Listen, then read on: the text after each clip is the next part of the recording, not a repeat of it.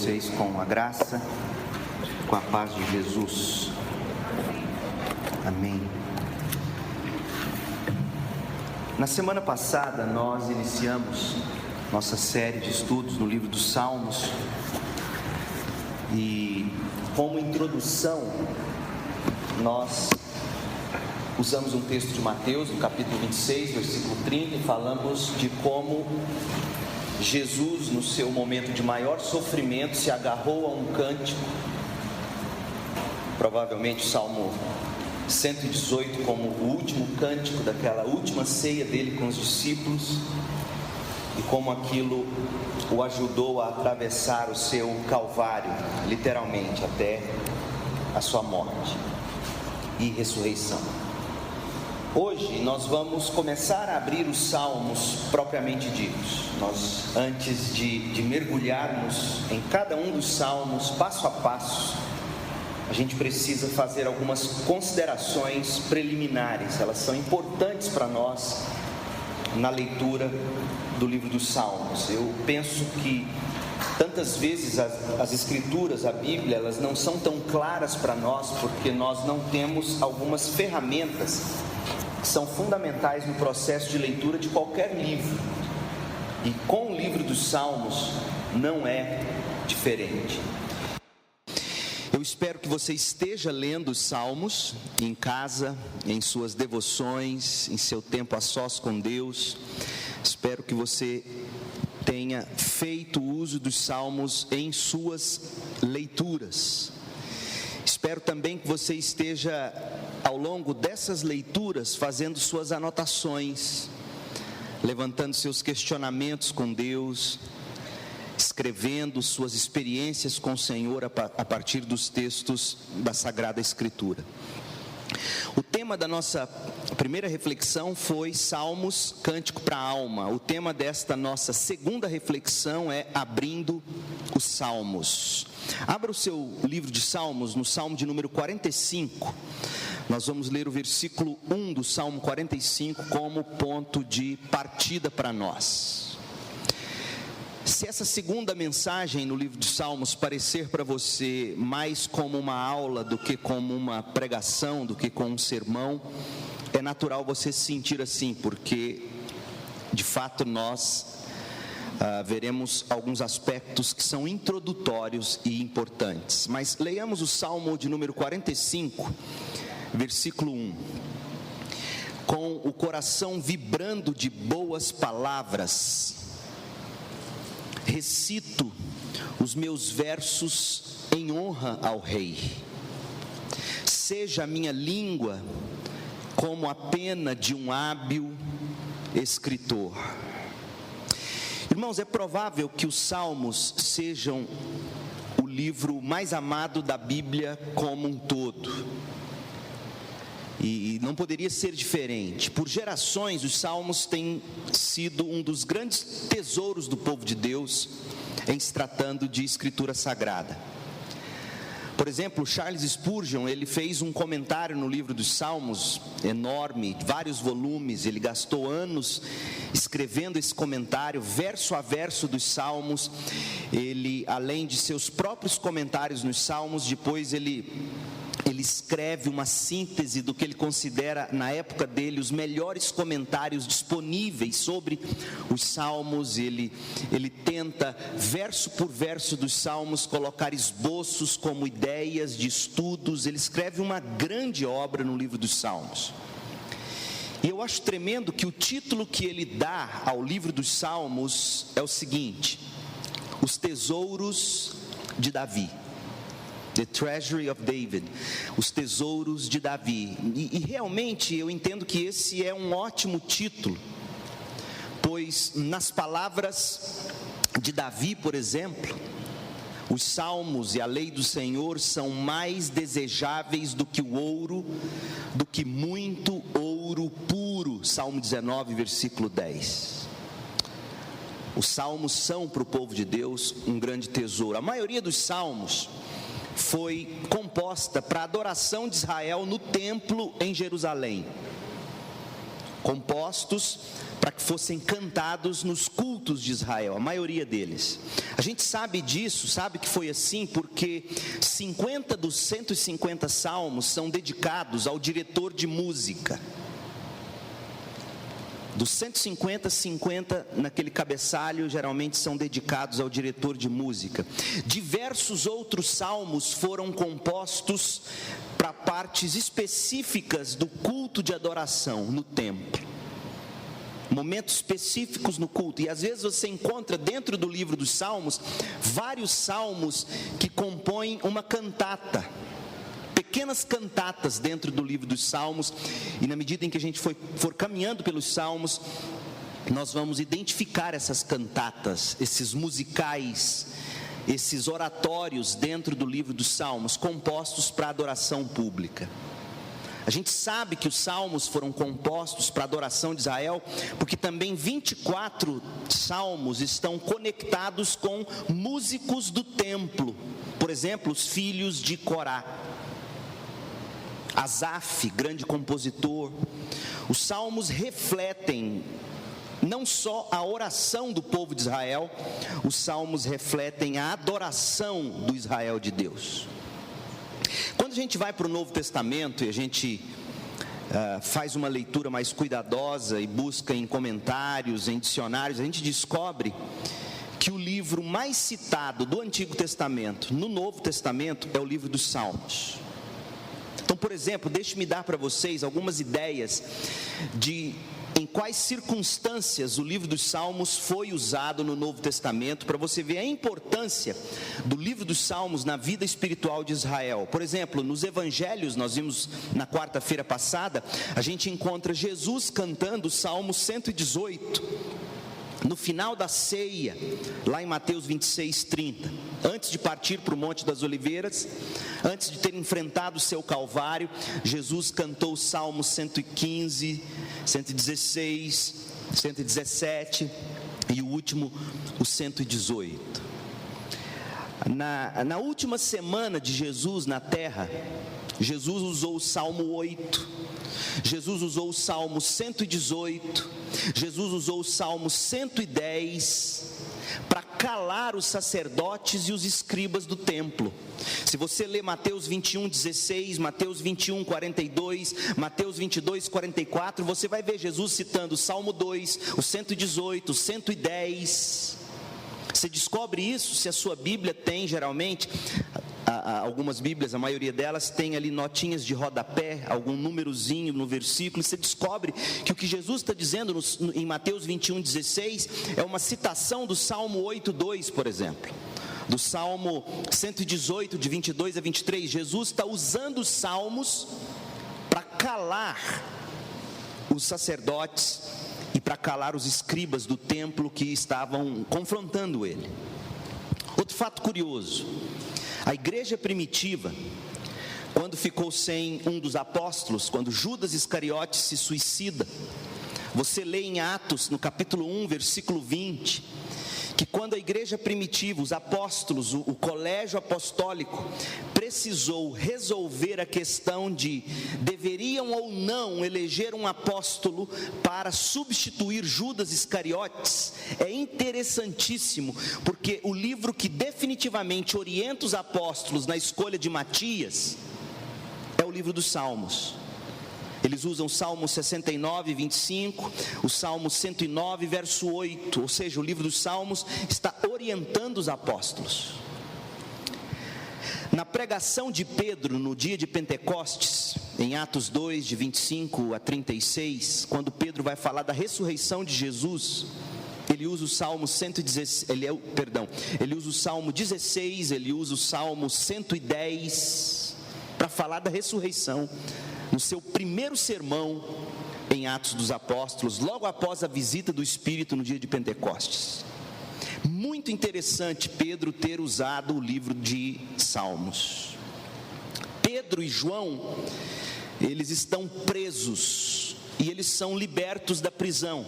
E Atos capítulo 4, 23 a 31 nos conta que quando Pedro e João foram presos, sabe como é que a igreja reunida orou por eles?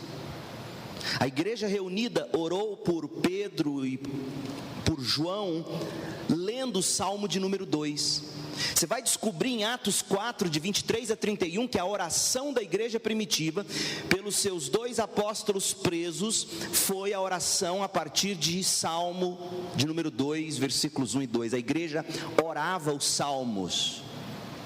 É muito importante a gente enxergar isso. Oração no tempo do sofrimento, 2 apóstolos presos. Como que a igreja reúne para orar? Não sabe como orar? Eles abrem o texto no Salmo de número 2, que fala das nações conspirando contra o ungido do Senhor, o Messias, e eles oram o Salmo de número 2 em favor de João e de Pedro. A igreja orava os salmos. Irmãos, não são poucas as vezes que eu me pego sem sono à noite, o que não é difícil, eu sempre tive dificuldade para dormir. E não são poucas as vezes que eu me lembro de textos de algum salmo e faço desses textos oração pelos meus filhos, pela minha vida, pela igreja. Porque às vezes nos falta temas para oração, e se a gente tem os salmos no coração, eles se tornam pauta de oração para nós. E a igreja primitiva, sofrendo, ela ora o salmo. Paulo, eu acho isso muito interessante.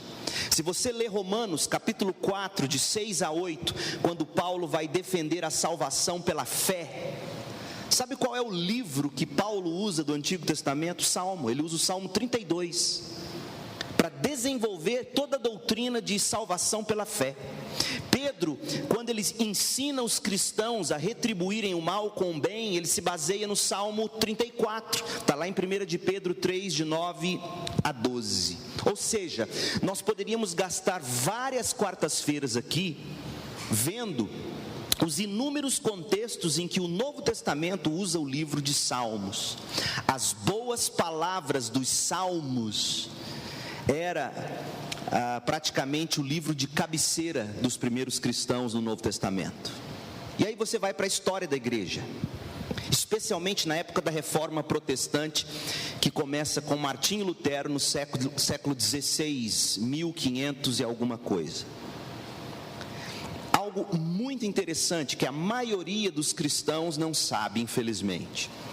Lutero, ele inicia o movimento de Reforma Protestante, de onde nós batistas nos desenvolvemos de forma histórica mais concreta e absoluta, apesar de que mesmo antes da reforma sempre existiram grupos radicais que buscaram não se misturar com a corrupção da igreja, mas historicamente falando, de forma documentada, nós batistas a gente se desenvolve de forma mais concreta a partir da reforma, a partir do movimento de Zwingli, Wycliffe e Lutero particularmente. Lutero, na Alemanha, ele prega as suas 95 teses que ele queria debater com a igreja. Ele prega isso lá na porta da capela de Wittenberg, na Alemanha. Mas o que poucos cristãos sabem é que uma das coisas que motivou Lutero a escrever as 95 teses é que ele, durante 2 anos, ele tinha acabado de terminar um período de 2 anos ensinando no livro dos Salmos, na universidade onde ele ensinava. E ele sempre ensinou o livro dos Salmos. Se você pega a obra de Lutero, o volume de número 10, tem ali a maioria das aulas que ele deu no livro dos Salmos. E se você pega todos os comentários de Lutero sobre os Salmos, você vai ver que Lutero interpretava os Salmos à luz de Cristo. Lutero era cristocêntrico quando ele lia os Salmos. E é muito curioso que, tendo terminado suas aulas no livro dos Salmos, depois de 2 anos consecutivos, Lutero parece que encontra força, compulsão para escrever as 95 teses, rebatendo os pecados da igreja, e daí nasce a Reforma Protestante. Tamanha era a importância dos Salmos para os primeiros reformadores. E aí a igreja começa um movimento com os reformadores, onde ela, em seus cultos, a igreja queria deixar de ter aquela missa toda cantada e falada em latim, porque a missa era assim, era um recital de rituais e de cânticos e de passagens bíblicas, todas em latim. Sabe o que os reformadores fazem? eles começam a traduzir a língua, o Novo Testamento, o Antigo Testamento, para a língua do povo. Lutero é o primeiro a traduzir a Bíblia para o alemão. Aliás, todo o idioma alemão foi profundamente influenciado pela tradução que Lutero fez do Antigo e do Novo Testamento para o alemão, para a língua do povo. E aí, quando você traduz para a língua do povo, eles pegam o livro dos Salmos e começam a fazer o livro dos Salmos em forma rítmica. É daí que nasce, por exemplo, os cânticos gregorianos, que às vezes a gente ouve, são textos bíblicos sendo cantados. Então a Igreja da Reforma, tentando fugir dessa missa toda feita em latim, aquela ladainha toda, eles pegam o livro dos Salmos na língua do povo, colocam os salmos de forma rítmica, e daí nasce a liturgia que até hoje influencia nossas igrejas. O livro dos Salmos foi o livro pauta para os cultos da Igreja da Reforma Protestante. Os salmos, irmãos, eles eram tão importantes para os protestantes, para os evangélicos, para os reformadores, para os puritanos ingleses, de onde nascem os batistas particulares, gerais, que daí surge nós, o nosso povo.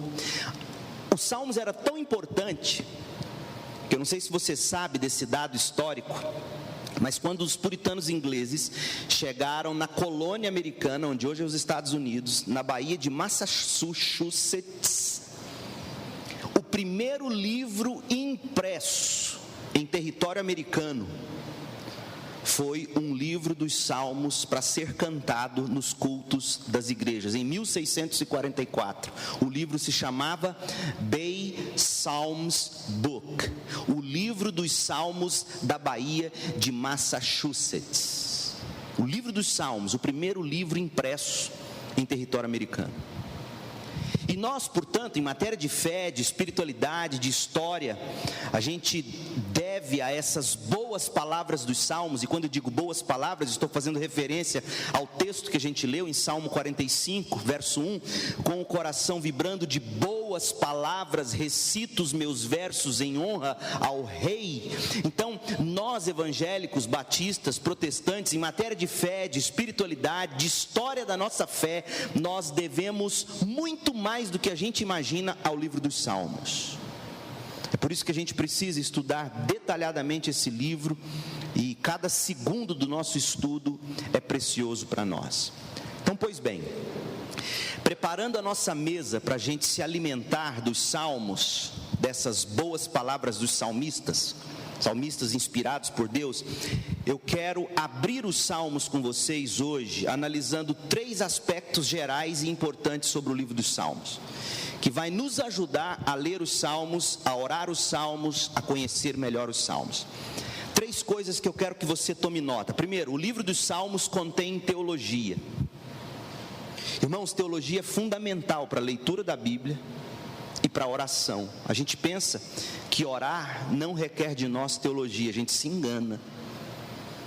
Nós vamos estudar os Salmos e nós vamos descobrir que todas essas orações, todos esses cânticos, são recheados de doutrina e de teologia bíblica, a ponto de Paulo usar o Salmo para desenvolver sua teologia da salvação pela fé somente.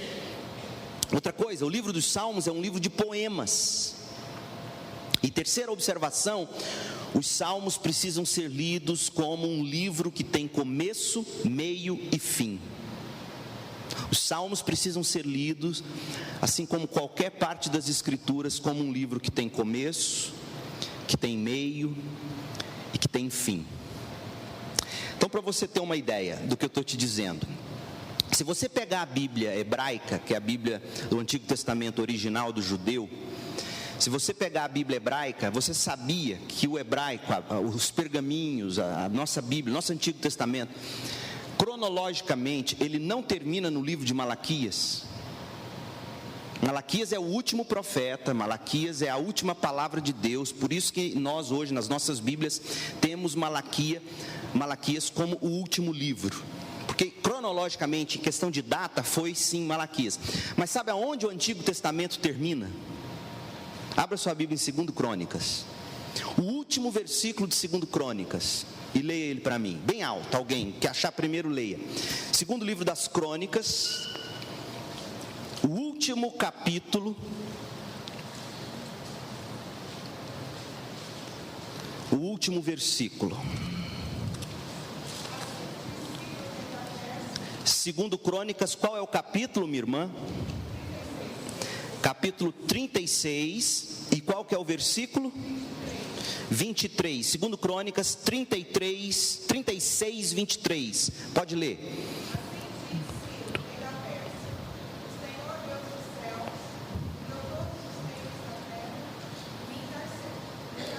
Me encarregou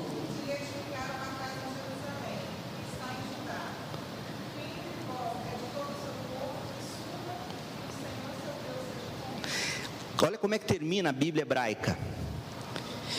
Quem entre vós é de todo o seu povo, de todo o povo de Deus, que suba, que deixe o cativeiro, que suba para Jerusalém, que suba para o templo que será construído, e o Senhor seu Deus seja com ele. Veja que o Antigo Testamento, ele termina com um convite.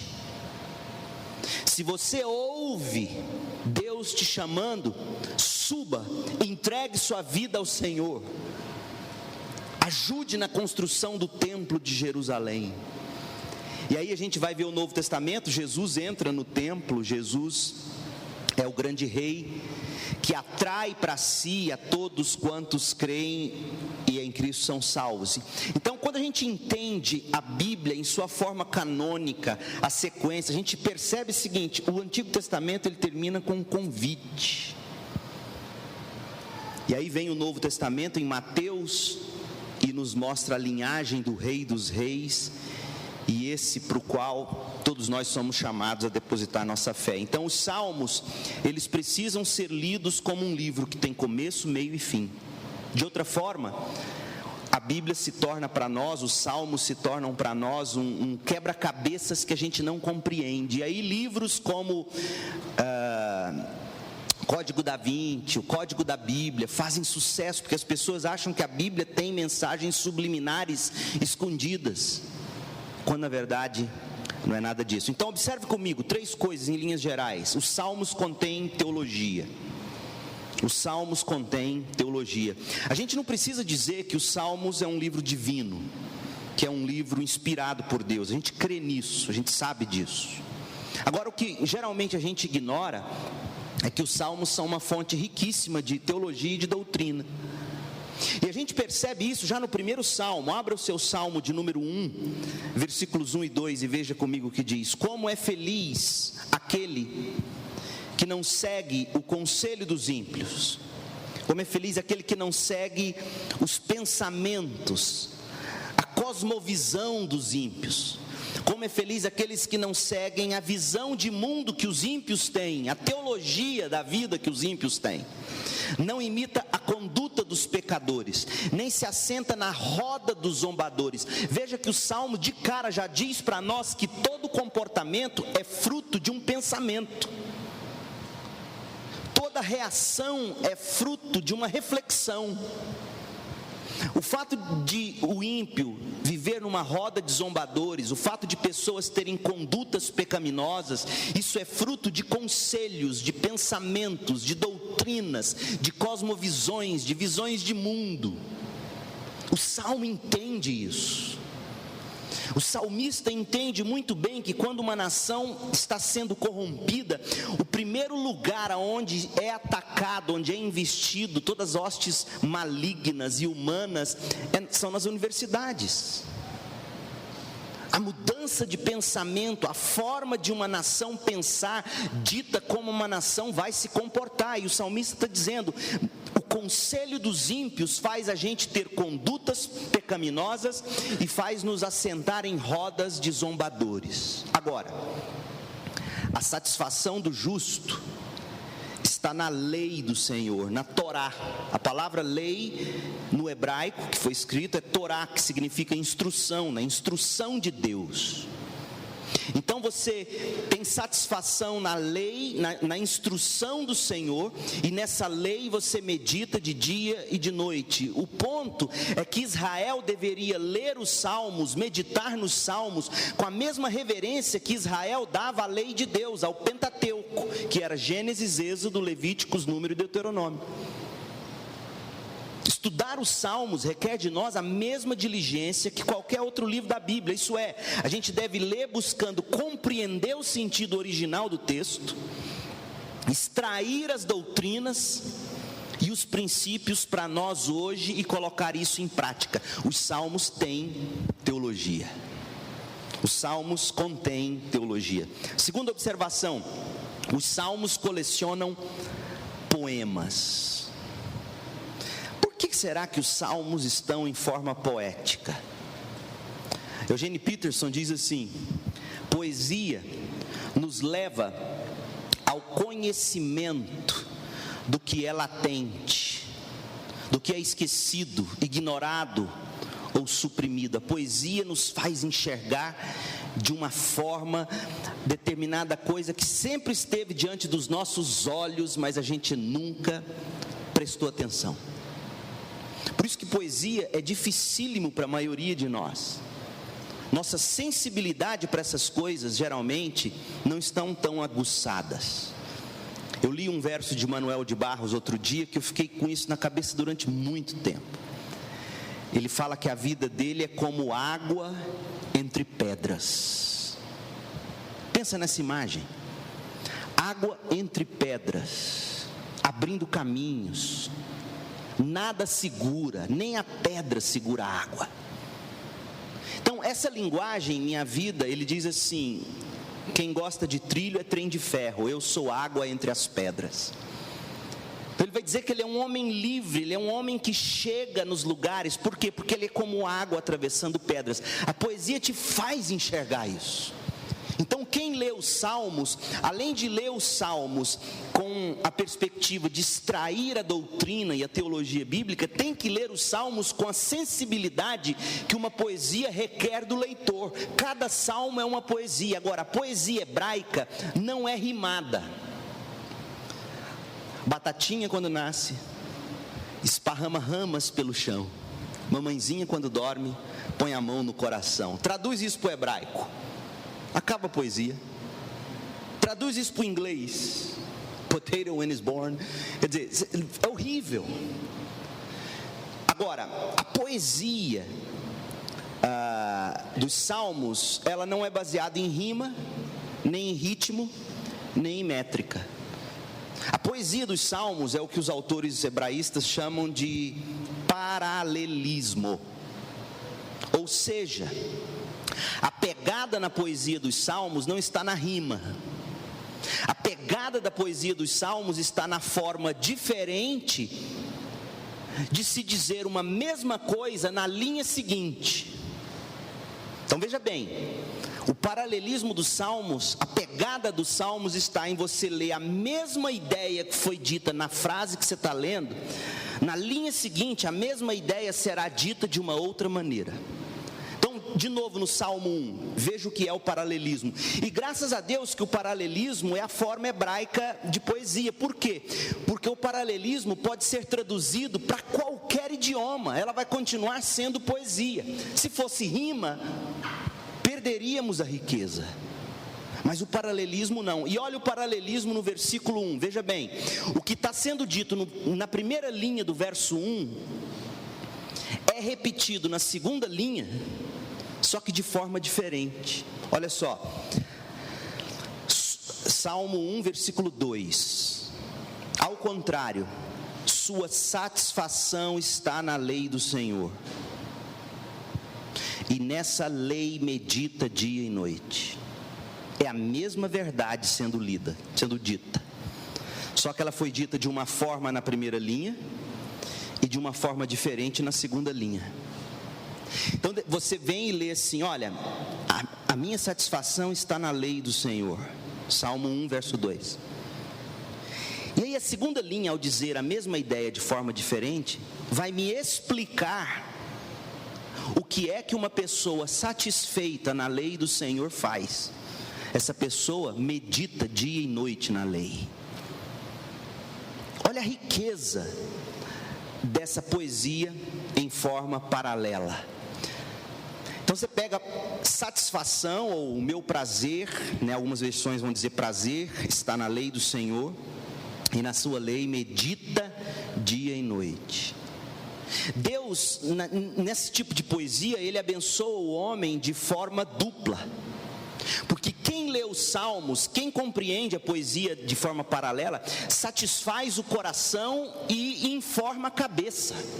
Ele está dizendo o seguinte: o salmista ele menciona primeiro o coração, para dizer o seguinte: você só vai meditar na lei do Senhor se o seu coração encontrar satisfação na lei. Não adianta você virar para alguém e dizer: você tem que meditar na lei, você tem que meditar na palavra de Deus, se essa pessoa não tem um coração satisfeito, com prazer na lei. Olha como é rica essa forma de dizer. Sua satisfação está na lei do Senhor. O que isso significa? Essa pessoa medita dia e noite. Agora, de trás para frente, só vai meditar dia e noite quem tem prazer ou satisfação na lei do Senhor. Primeiro a gente ama a lei, depois a gente medita nela. Então, enquanto poesia, os salmos foram designados por Deus para agarrar nosso coração e, consequentemente, engajar nossa mente. Os salmos agarram o nosso coração de diversas maneiras. Em primeiro lugar, os salmos foram escritos para serem cantados. Salmo vem da tradução do grego, salmos, que é uma tradução do hebraico que é mismor, que significa o quê? Instrumento musical que acompanha um canto. Geralmente era a harpa. E a segunda forma de os salmos agarrar nosso coração é através das figuras de linguagens que a poesia hebraica usa. A poesia hebraica, ela usa canção e ela usa imagens. Então veja só como é que isso acontece. Geralmente, se você está triste, você vira para alguém e diz assim: eu estou muito triste. Só que o salmista não diz só isso. Olha o que ele vai dizer, Salmo 80, versículo 5. Tu o alimentaste com pão de lágrimas e o fizeste beber copos de lágrimas. Olha que imagem para falar da tristeza do povo de Deus. A imagem é de alguém que come um pão sovado em lágrimas. A imagem é de alguém que bebe copos de lágrimas, de tanto choro. Então essa imagem é poderosa, essa imagem agarra seu coração. E se você está atravessando um momento de tristeza e de choro, e você lê uma palavra como essa, você se identifica com essa imagem, seu coração é preso por essa imagem. É totalmente diferente de se o salmista simplesmente dissesse: e o povo de Deus estava triste. Quão triste era isso?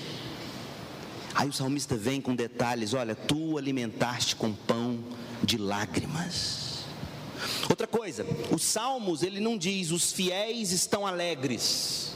Olha o que o salmo diz, Salmo 45, 7. Escolheu-te dentre os seus companheiros, ungindo-te com óleo de alegria. Ungindo-te com óleo de alegria. O salmista não vai dizer simplesmente: ó Deus, protege-me.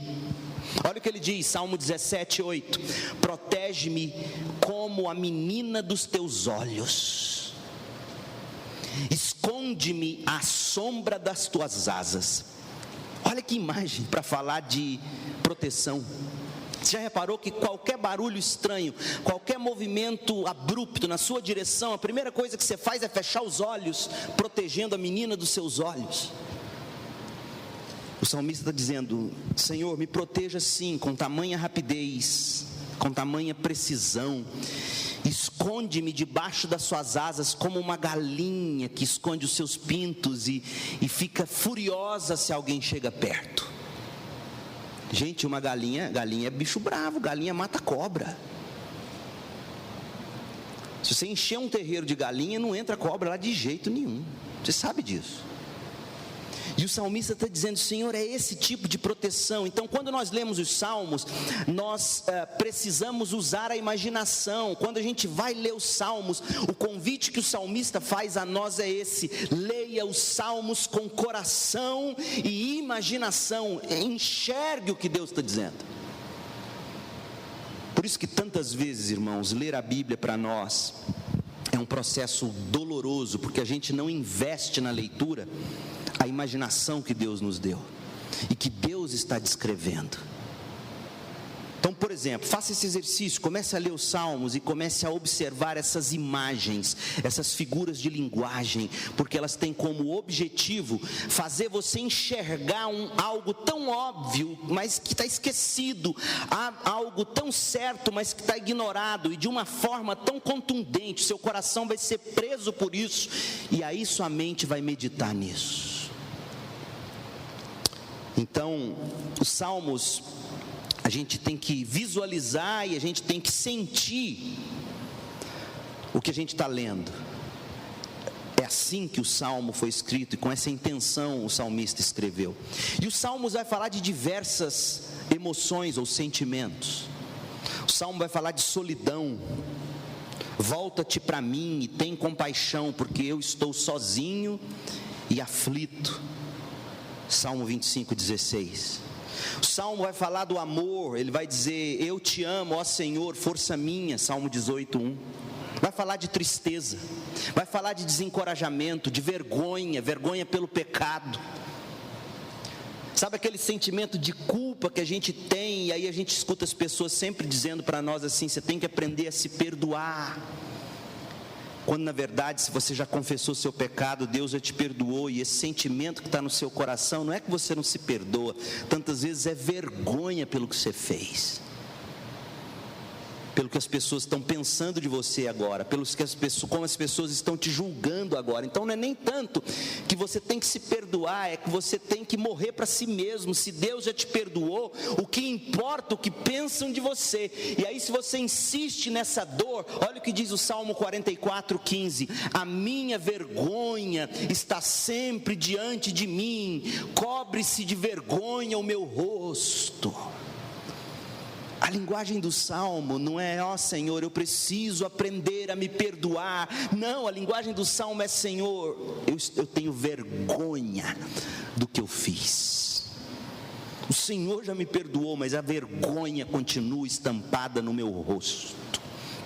O salmo fala de alegria, de exultação, de temor, de paz, de gratidão, de confiança. Irmãos, os salmos revelam nossas emoções. Olha o que João Calvino falou sobre isso. Ele diz assim: fui acostumado a chamar o livro de Salmos, e penso que não inadequadamente, da seguinte forma: os salmos são uma anatomia de todas as partes da alma. Os salmos são uma anatomia de todas as partes da alma, pois não há qualquer emoção da qual qualquer um pode estar consciente que não esteja aqui representada como num espelho. Ou melhor, o Espírito Santo tem nos salmos atraído para a vida todos os sofrimentos, tristezas, medos, dúvidas, esperanças, preocupações, perplexidades, enfim, todas as emoções dispersas e existentes, pelas quais a mente dos homens está acostumada a ser agitada. Todas as emoções, Calvino está dizendo, que agitam nossa mente, aquelas emoções que agitam nossa alma, nos impedem de dormir, nos impedem de nos regozijar, nos impedem de nos satisfazer. Todas essas emoções são tratadas nos salmos de uma forma como um médico numa sala de anatomia, investigando a fundo aquele corpo morto. Então, se você quer conhecer suas emoções, se você quer conhecer como você deve lidar com as suas emoções diante de Deus, os salmos é para você e para mim. Martinho Lutero também foi nessa mesma linha de pensamento de Calvino, e narrando como os salmos são capazes de revelar ao mesmo tempo o céu e o inferno da alma da gente. Porque às vezes você vai ver o salmista narrando a experiência celestial dele, E às vezes você vai ver o salmista narrando a experiência infernal dele. Às vezes você vai ver Davi dizendo: olha, eu não tenho medo, o que me pode fazer o homem? E às vezes você vai ouvir Davi dizendo: Senhor, se eu queria ter asa como a pomba, para eu voar e me esconder no meio de um deserto. Lutero diz assim: nos salmos podes contemplar o coração de todos os santos, como belo e delicioso jardim, ou antes como o céu, e ver como nele brotam delicadas, encantadoras e deliciosas flores de toda sorte de belos e felizes pensamentos sobre Deus e a bondade de Deus. Onde encontrarás palavras mais profundas, mais sofridas, mais cheias de tristeza que as lamentações dos salmos? Aqui mais uma vez penetras no coração de todos os santos, como na morte, ou antes como no inferno, e vês como tudo é tenebroso e escuro diante da visão da ira de Deus.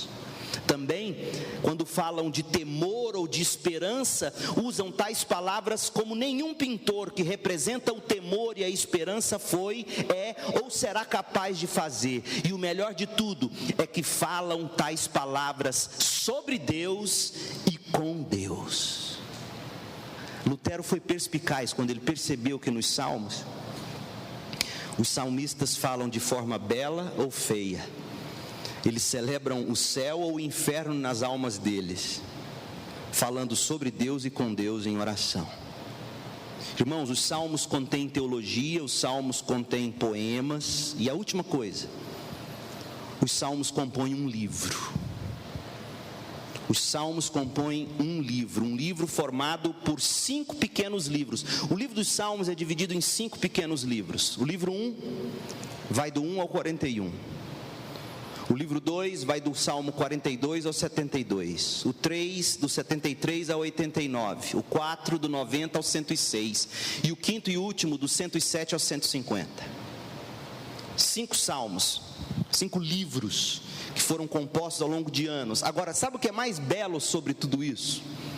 É que o personagem central dos salmos é Cristo.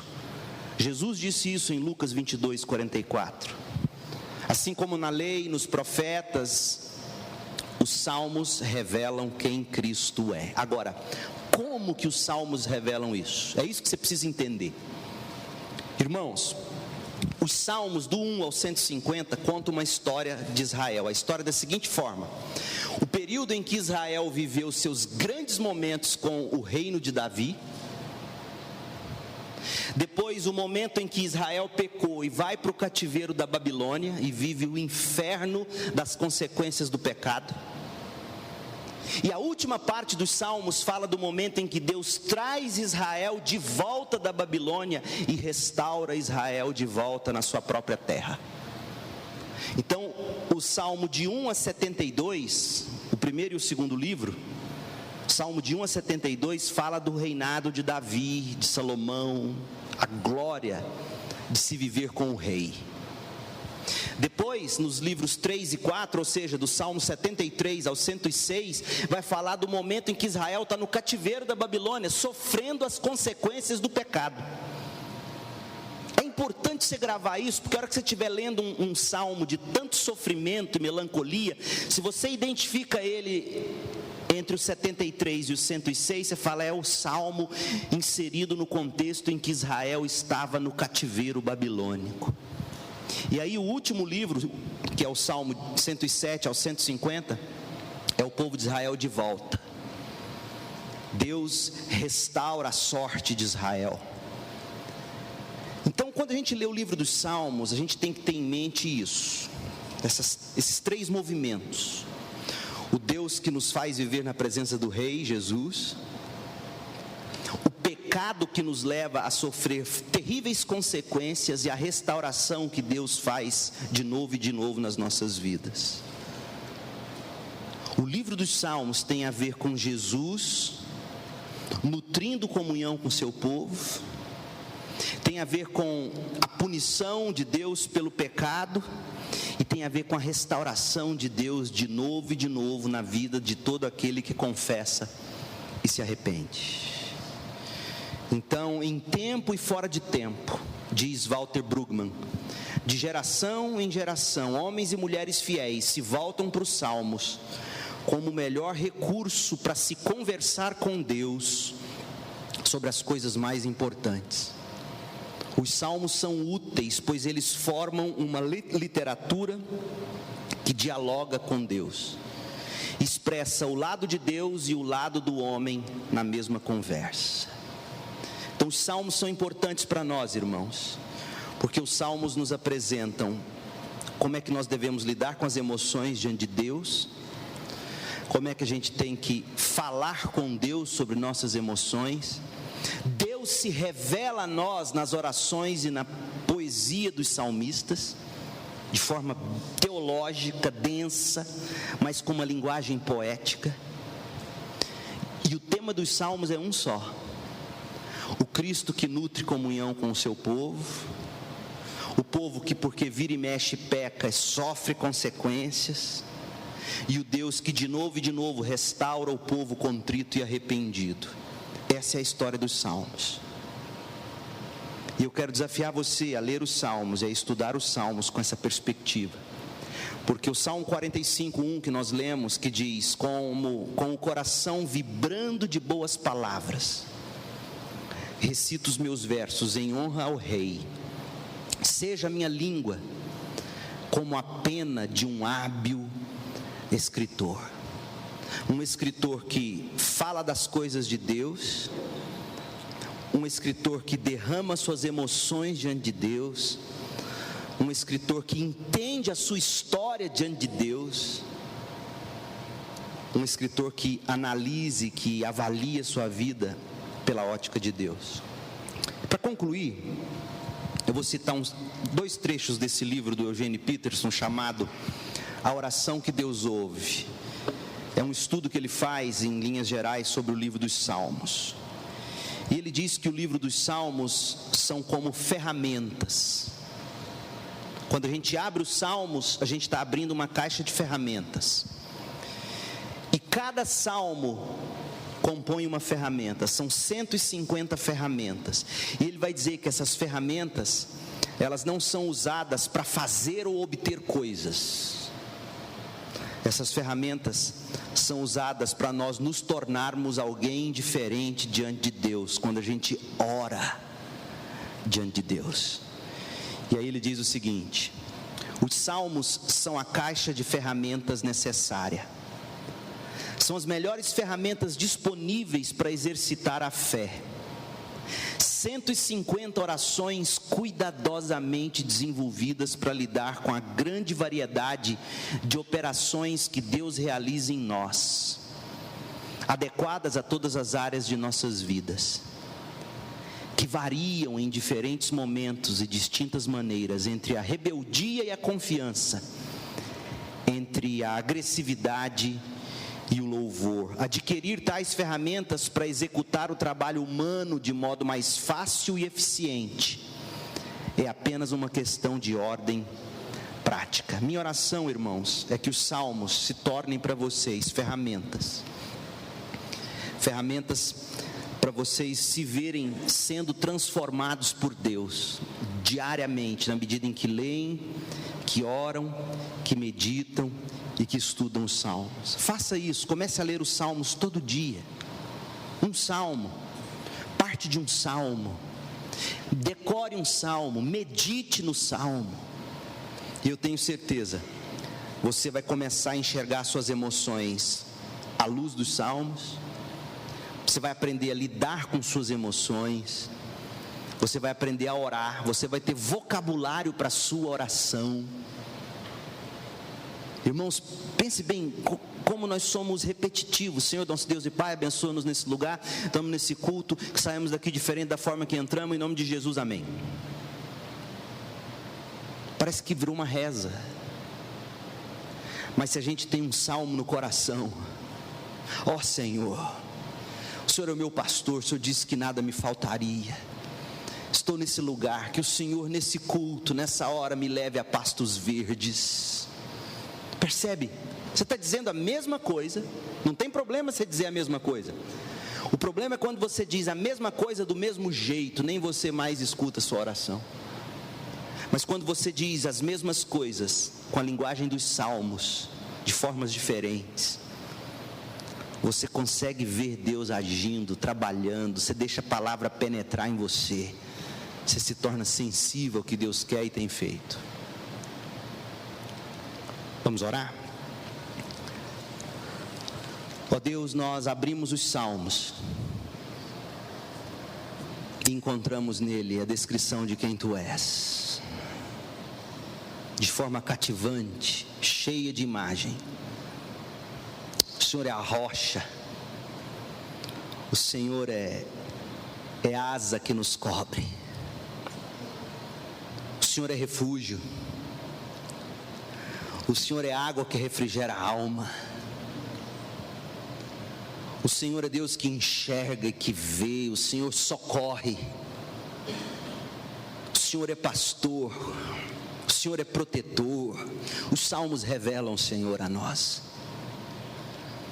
Os salmos nos revelam a nós mesmos. Salmos mostra como somos por dentro, como somos tão inconstantes, ora no topo, ora no vale. Ó Deus, os salmos revelam o quão bipolar é nossa alma. Os salmos nos ensinam a lidar com as emoções diante do Senhor. Os salmos nos dão vocabulário para a oração. Os salmos nos ensinam a falar com o Senhor e nos ensinam a ouvir o Senhor. Pai, que ao abrirmos os salmos, quarta-feira após quarta-feira, que o Senhor nos visite com graça, e que as palavras boas, que os versos dedicados ao Rei, que a língua como a pena de um hábil escritor de cada salmista, possa cortar fundo em nós, talhando em nosso coração a imagem de Jesus. É em nome de Jesus que oramos, amém.